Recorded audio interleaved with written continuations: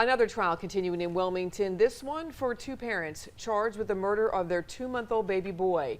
Christopher Madry and Lindsey Johnson accused of killing their child as a result of neglect and bodily injury. The state has finished presenting evidence against the two. Now it's the defense's turn to take the stand.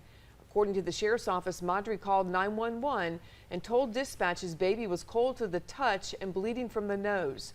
Madry, who was driving the 2-month-old boy to the hospital, was told to pull over and wait for first responders to meet them.